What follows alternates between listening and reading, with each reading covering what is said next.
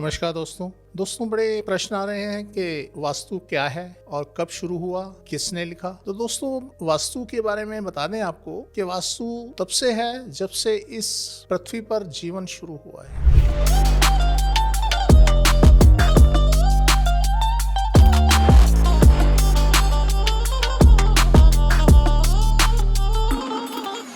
जीवन शुरू हुआ, जीव जंतु पैदा होने शुरू हुए और उन्होंने अपना बसेरा ढूंढना शुरू कर दिया या बनाना शुरू कर दिया। तो वास्तु का निर्माण तब से हुआ जब से इस पृथ्वी पर जीवन शुरू हुआ। कंदराओं में, गुफाओं में, झोंपड़ों में या पेड़ों पर जहां जहां जिस हिसाब का जीव हुआ उसने अपना बसेरा बनाया। प्रगति होती रही और धीरे धीरे जीवों में सबसे बुद्धिमान जीव मनुष्य का अवतरण हुआ या निर्माण हुआ। और जब मनुष्य का निर्माण हुआ तो इसमें बुद्धि अधिक थी, सबसे बुद्धिमान जीव था। तो इसने धीरे धीरे चीजों को समझना शुरू किया और अपने अस्तित्व, अपनी सुरक्षा और सुखद जीवन के लिए प्रयास प्रारंभ किए। और जगह जगह रहकर, गुफाओं में, कंदराओं में, झोंपड़ों में रहकर अनेक नीतियों और विधाओं को अपना उनका अनुसरण करने लगा। जीवन बढ़ता चला गया और एक युग बुद्धिजीवी युग का आरंभ हुआ, जहाँ के ऋषि मुनियों का प्रादुर्भाव हुआ। और हम कह सकते हैं कि ये सभी चीजें हिंद में यानी हिंदुस्तान में अधिक उत्पन्न हुई। और यहाँ पर उन ऋषि मुनियों ने योग साधनाओं से और अन्य विधियों द्वारा मनुष्य के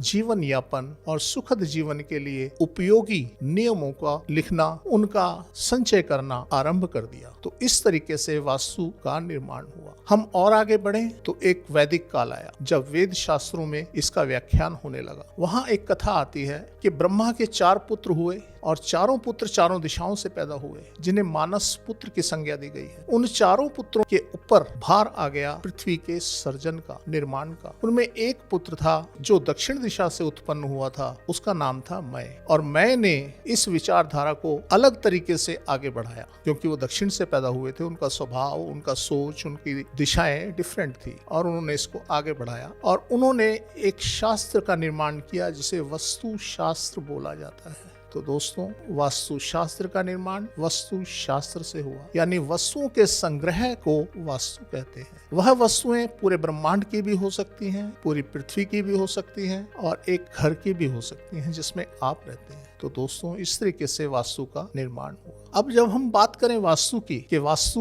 किस चिड़िया का नाम है, किसे वास्तु कहते हैं, तो दोस्तों किसी भी चीज को जब समझना होता है तो हमें उसके आकार को समझना होता है। अगर हमें मनुष्य के बारे में समझना है कि मनुष्य जीव कैसा है, तो उसमें एक खोपड़ी होती है, उसके 2 हाथ होते हैं, 2 पैर होते हैं। इस तरीके से मनुष्य की संरचना को समझा जाता है। उसी तरीके से जब हम वास्तु की बात करते हैं, वास्तु को अगर समझना हो तो 3 अंग हैं वास्तु के: दिक्, दिशा और काल। इन तीनों अंगों का शास्त्रों में वर्णन है। दिक् यानी स्थान, दिशा यानी डायरेक्शन और काल यानी कि समय। काल का प्रतिनिधित्व ज्योतिष शास्त्र करता है और अगर हमें काल की गणना करनी है तो वह ज्योतिष शास्त्र द्वारा की जाएगी। तो इस तरीके से वास्तु का निर्माण हुआ और यही वास्तु का अर्थ है। अदरवाइज हम जो मर्जी कहते रहें कि वास्तु में हम जहाँ रहते हैं या सोते हैं या जो भी, अल्टीमेटली वास्तु वस्तुओं का एक समूह है जिसकी गणना हम वास्तु शास्त्र के नियमों के अनुसार करते हैं और उसमें सुधार करने के लिए हम तत्पर रहते हैं। तो यही वास्तु शास्त्र है और यही वास्तु शास्त्र की परिभाषा है। धन्यवाद दोस्तों।